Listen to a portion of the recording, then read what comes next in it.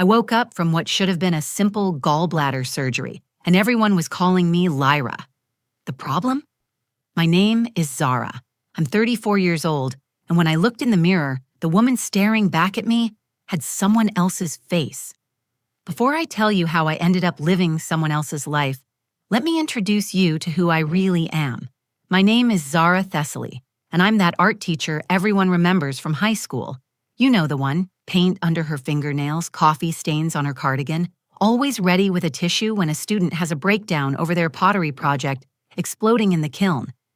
I've been teaching ceramics and painting at Roosevelt High in Portland for 8 years now. My classroom walls are covered with student artwork that ranges from breathtaking to hilariously awful.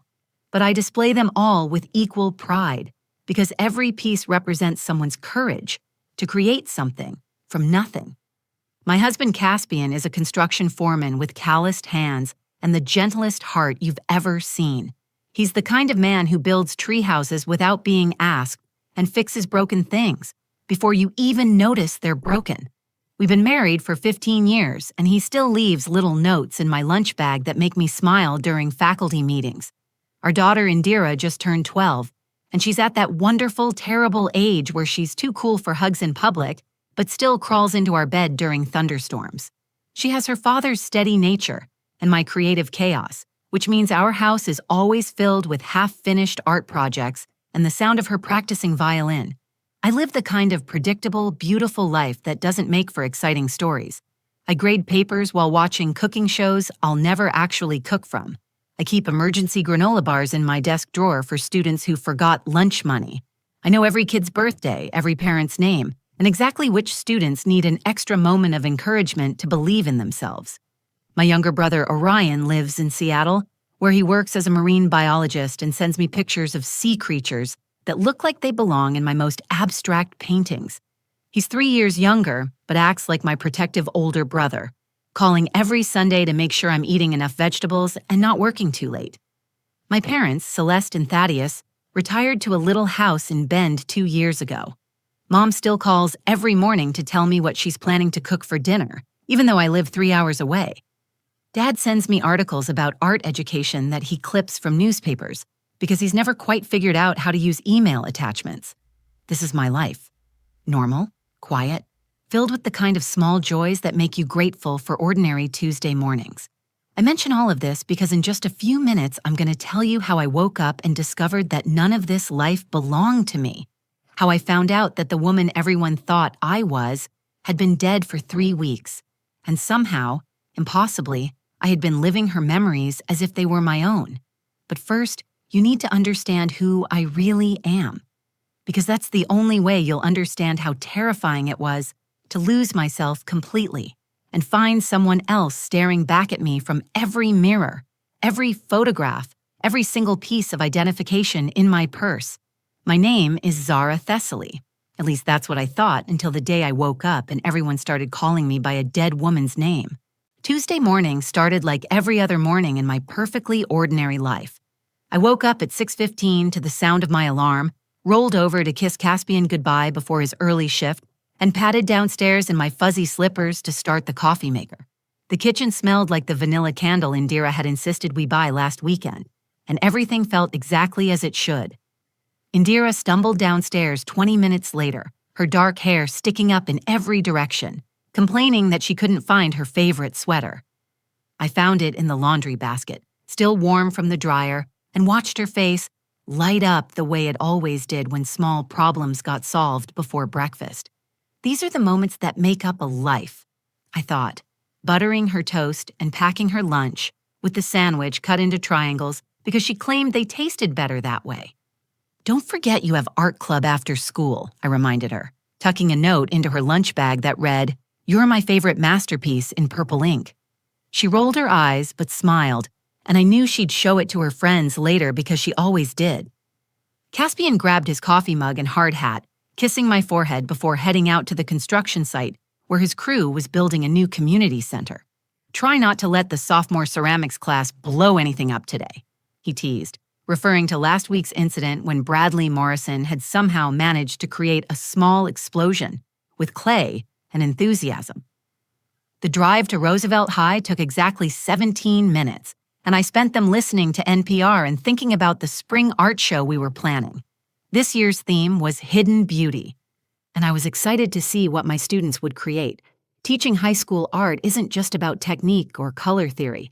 It's about giving teenagers permission to express the complicated feelings they can't put into words. My classroom was my sanctuary. The morning light streamed through tall windows, illuminating dust motes that danced above work tables covered in paint splatters from years of creative chaos. I had 45 minutes before first period, which I always used to prepare materials and mentally rehearse the day's lessons. Today we were starting a unit on self-portraits, and I'd planned to show them how to see beyond their own insecurities to capture something true about themselves. But as I arranged brushes and squeezed paint onto palettes, I felt a strange, sharp pain in my right side. I pressed my hand against it, thinking I'd probably slept wrong or pulled something while moving canvases around yesterday. The pain faded, so I dismissed it and focused on greeting my students as they filed in for first period. Emma Rodriguez showed me her latest drawing, a detailed sketch of her grandmother's hands that captured decades of hard work and gentle love. Marcus Thompson, usually more interested in basketball than art, surprised me by asking thoughtful questions about shading techniques. These are the moments that remind me why I became a teacher, watching young people discover they're capable of creating something beautiful. But during second period, the pain returned with a vengeance. It felt like someone was driving a hot knife between my ribs, and I had to grip the edge of my desk to keep from doubling over. My student Ashley noticed immediately. "Miss Thessaly, are you okay? You look really pale." I managed to smile and told them to continue working on their projects while I stepped into the hallway. The pain was getting worse, radiating up into my shoulder and down toward my hip. I took slow, deep breaths, thinking it would pass. But by the time the bell rang, I could barely stand upright. My colleague Naya Chen found me in the hallway leaning against the wall and trying not to vomit.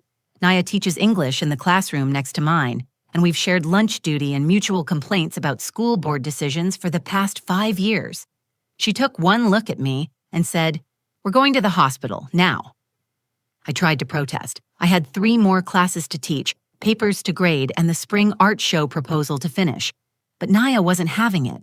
She called the office to arrange for substitutes, grabbed my purse from my desk, and practically carried me to her car. The drive to Portland General Hospital was a blur of traffic lights and increasingly intense pain. Naya kept glancing at me with worry, occasionally reaching over to squeeze my hand when I couldn't suppress a groan. "It's probably just a pulled muscle," I kept saying. But deep down, I knew this was something more serious.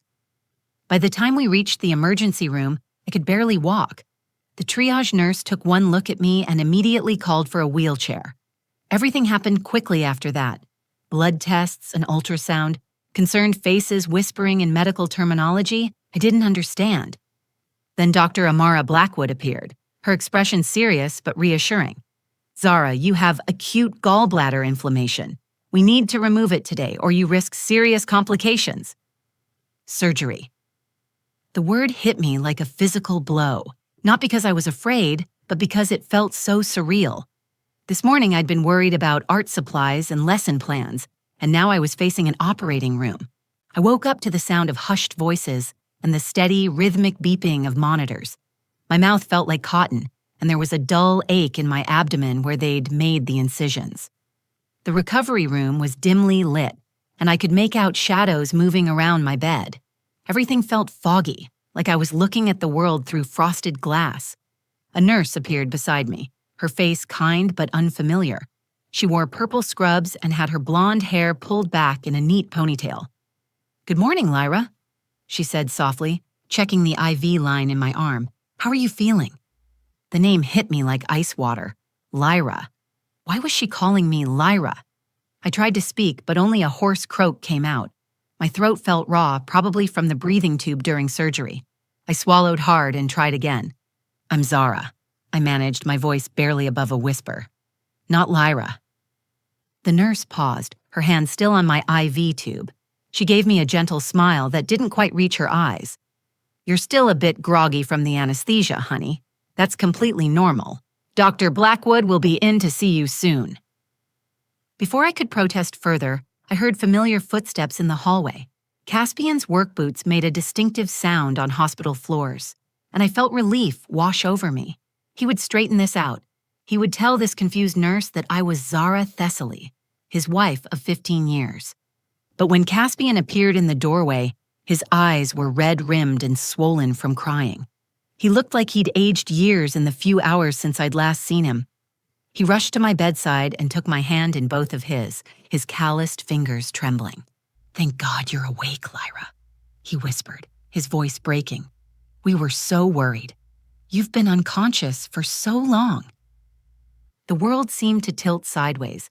My own husband, the man who'd shared my bed for 15 years, who knew every freckle on my body and every dream in my heart, was calling me by the wrong name. I stared at him, searching his face for any sign that he was joking, but there was only desperate relief and overwhelming love. "Caspian," I said, gripping his hand tighter. "What's wrong with you? Why are you calling me Lyra? I'm Zara. I'm your wife, Zara." His face crumpled, and he looked toward the doorway with an expression I'd never seen before. It was fear mixed with something else, something that made my stomach clench with dread. "Lyra, sweetheart, you hit your head. The doctors said there might be some confusion." Before I could respond, Indira appeared beside him, my beautiful 12-year-old daughter, but she looked different somehow, older. Her hair was shorter than I remembered, and she was wearing clothes I'd never seen before. Tears streamed down her cheeks as she looked at me with a mixture of hope and terror. "Mom," she whispered, but then she caught herself. "Lyra, do you remember us? Do you remember me?" The wrongness of it hit me like a physical blow. My own daughter was calling me by someone else's name, looking at me like I was a stranger she desperately wanted to recognize her. I tried to sit up, but pain shot through my abdomen and the room began to spin. "Stop it," I said, my voice getting stronger despite the pain. "Both of you, stop calling me Lyra. I don't know who Lyra is, but I'm not her. I'm Zara Thessaly. I teach art at Roosevelt High. We live in the blue house on Maple Street. Indira, you just started middle school and you're learning to play violin. Caspian, you're building the new community center downtown." They exchanged a look that made my blood run cold. It was the kind of look parents share when their child says something that breaks their hearts, when they have to figure out how to deliver terrible news with gentle words. Dr. Blackwood entered the room at that moment, her expression carefully neutral. She approached my bed slowly, like she was approaching a frightened animal. "Good afternoon, Lyra. I'm glad to see you're awake. How are you feeling?" "My name is Zara," I said firmly, looking directly into her eyes. "Zara Thessaly. Everyone keeps calling me Lyra, and I don't understand why." Dr. Blackwood pulled up a chair beside my bed, her movements deliberate and calm. "You suffered a severe head injury," she explained gently. "You've been unconscious for 3 weeks. Memory confusion and identity displacement can be common with this type of trauma. Your brain is trying to protect itself, and sometimes that protection can manifest in unexpected ways." 3 weeks. The words echoed in my head like a scream. I'd been unconscious for 3 weeks, not a few hours, but that was impossible. I remembered everything perfectly. I remembered making Indira's lunch that morning, kissing Caspian goodbye, teaching my first period class. I remembered the pain starting, Naya driving me to the hospital, Dr. Blackwood explaining about my gallbladder. "You're confused," I told her, my voice shaking. "I had gallbladder surgery this morning. I remember everything. Ask Naya Chen. She drove me here." The silence in the room was deafening. Caspian squeezed my hand tighter, and I could feel him shaking. Indira moved closer to her father, and I noticed she was taller than I remembered. How could she have grown in a single day? "Sweetheart," Caspian said softly, "there was no gallbladder surgery. You were in a car accident 3 weeks ago." The word accident hung in the air like smoke, choking me. I stared at Caspian's face, searching for any crack in what had to be an elaborate lie, but his eyes held nothing but truth and devastating sadness. My mind raced, trying to make sense of what he was telling me. 3 weeks unconscious, a car accident instead of surgery, everyone calling me Lyra instead of my own name. "You're lying," I whispered. But even as the words left my mouth, I could feel doubt creeping in. Why would they lie? What possible reason could my own family have for pretending I was someone else? Dr. Blackwood leaned forward, her voice gentle but clinical. Lyra, I know this is confusing and frightening. Traumatic brain injuries can cause significant memory disturbances. Sometimes patients experience what we call confabulation, where the brain creates false memories to fill in gaps. False memories? The words came out sharp and angry. These aren't false memories. I remember my entire life. I remember teaching at Roosevelt High for 8 years. I remember our wedding 15 years ago, Caspian. I remember giving birth to Indira. I remember last Tuesday morning making her lunch, cutting her sandwich into triangles because she says they taste better that way. Indira gasped, her hand flying to her mouth. She looked at her father with wide, frightened eyes. She remembers the triangles, she whispered. Mom always cut my sandwiches into triangles. But instead of relief, this seemed to make everyone more upset. Caspian's face went pale, and Dr. Blackwood made a note on her clipboard with quick, urgent strokes. The nurse who had been checking my vitals stepped back, her expression troubled. I want to see identification, I demanded, my voice growing stronger despite the growing pit of fear in my stomach. Bring me my purse. Show me my driver's license, my credit cards, anything with my name on it. My brother Orion appeared in the doorway at that moment, still wearing his marine biology field clothes like he'd rushed straight from work. His usually cheerful face was drawn with exhaustion and worry. Zara, he started, then caught himself. Lyra, you're awake. Thank God. Even Orion, my own brother, was calling me by the wrong name. I watched him embrace Caspian, watched him ruffle Indira's hair with the easy familiarity of a beloved uncle, and felt the last piece of my certainty crumble. Orion, I said, my voice breaking. Tell them my name is Zara. You're my brother. You've known me my entire life. He approached my bed cautiously, his oceanographer hands steady despite the tremor I could see in his shoulders. I brought your purse, he said quietly, setting a brown leather bag on the bedside table. It looked familiar but wrong somehow, like a photograph that was slightly out of focus. With shaking hands, I opened it and pulled out a wallet. The leather was worn in places I didn't remember wearing it. I flipped it open to the driver's license window, and the world tilted sideways. The license read Lyra Thessaly in clear black letters. My birth date, my address, even a photo that looked like me. But the signature at the bottom was all wrong. The handwriting was similar to mine, but different in subtle ways, like someone had been copying my signature without quite getting it right. This isn't my signature, I said, holding up the license. Someone forged this. Dr. Blackwood gently took the license from my hands and showed it to me again. Look at the issue date, she said softly. This license is 3 years old. Look at the wear patterns, the way the photo has faded slightly. This isn't a forgery, Lyra. I dumped the entire contents of the purse onto my hospital bed. Credit cards, all reading Lyra Thessaly. A health insurance card with the same name.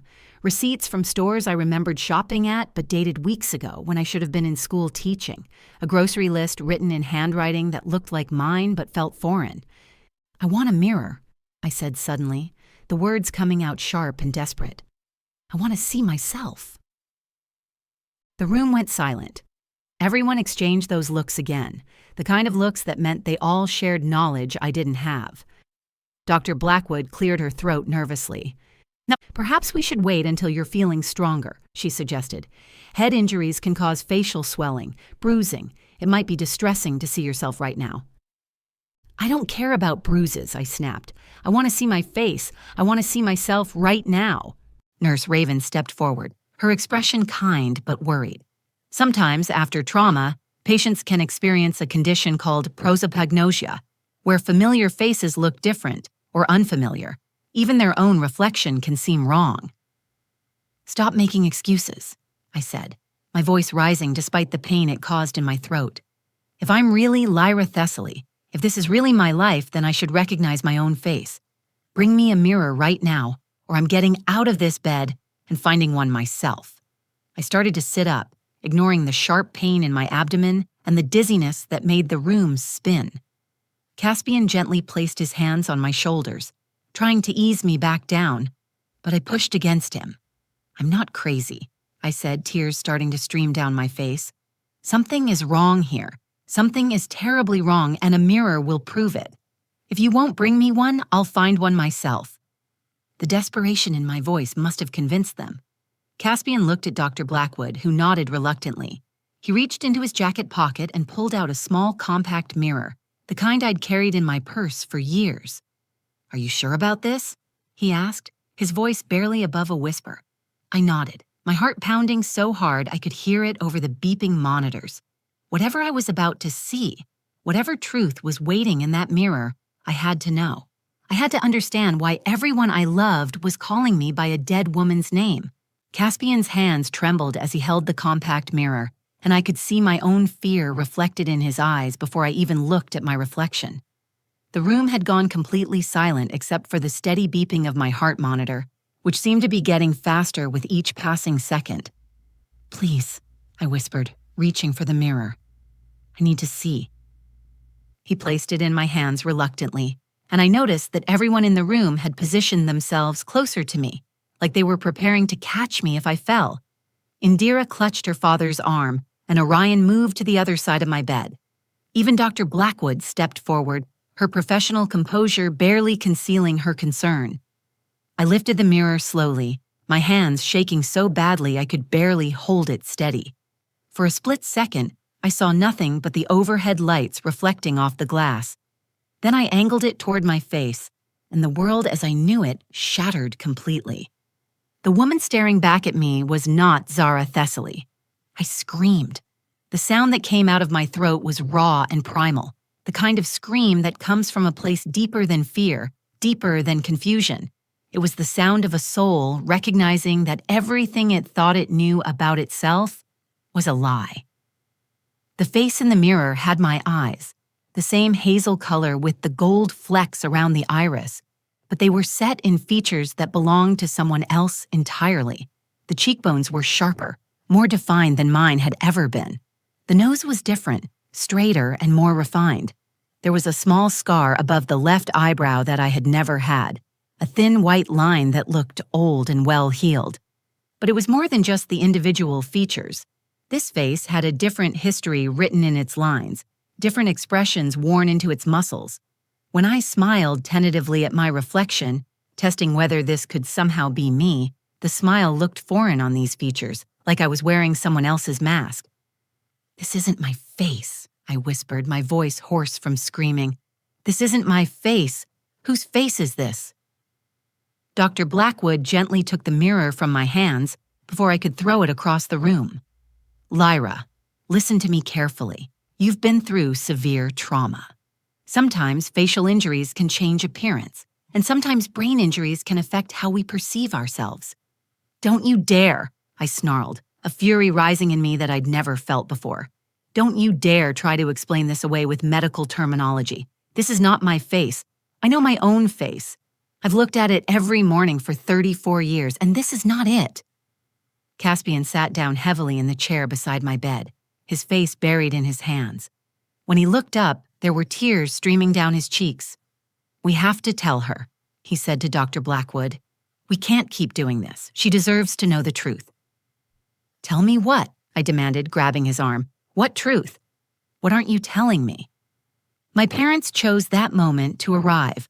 I heard my mother Celeste's voice in the hallway before I saw her, that familiar cadence that had comforted me through childhood nightmares and adult heartbreaks. But when she appeared in the doorway, she looked older than I remembered, more fragile, like she'd been crying for weeks. "My baby girl," she said, rushing to my bedside. "You're finally awake."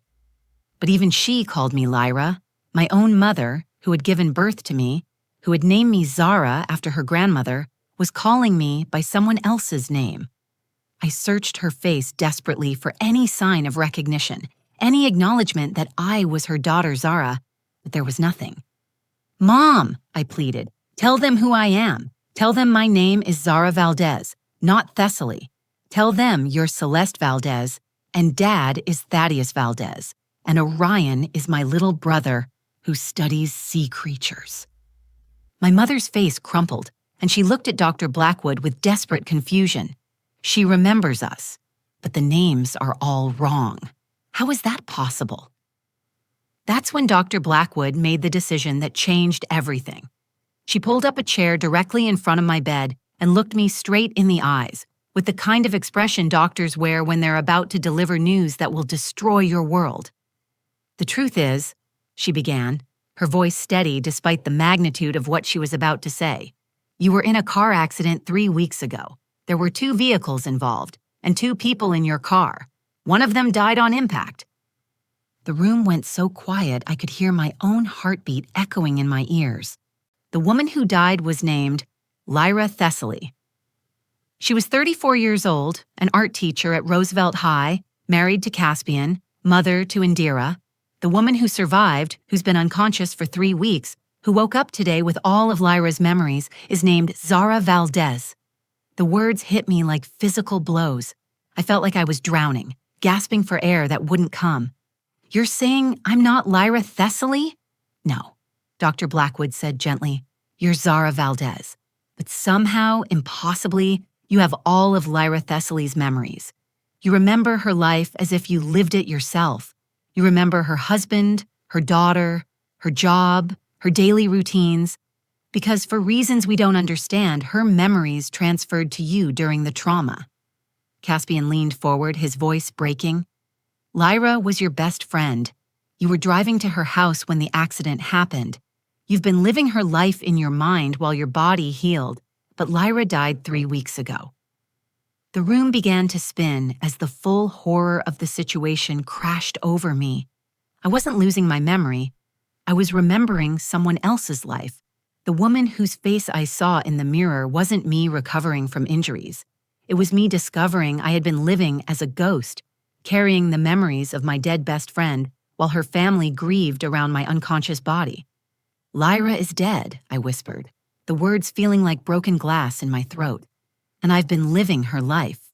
The weeks that followed were the strangest, most painful period of my life. I had to learn to live as Zara Valdez while grieving for Lyra Thessaly, a woman whose memories I carried like precious cargo, but whose life I could never truly claim as my own. My real parents, Tom and Linda Valdez, came to visit every day, bringing photo albums and stories from my actual childhood. They showed me pictures of myself as a little girl, with gap-toothed smiles and pigtails, trying to help me remember who I really was. But those memories felt distant and faded, like looking at someone else's vacation photos. The hardest part was watching Lyra's family struggle with loving me while mourning her. Caspian would sit beside my hospital bed for hours, talking to me about their life together, showing me videos on his phone of family vacations and birthday parties. I could see him searching my face for any trace of the woman he'd lost, and it broke my heart every time he looked disappointed. Indira was the most heartbreaking of all. She would visit after school, curled up in the chair beside my bed, doing homework while stealing glances at me like she was trying to memorize my face. One afternoon, she brought me a painting she'd made in art class, a portrait of a woman with kind eyes and paint-stained fingers. "I painted this from memory," she said quietly. "It's supposed to be Mom.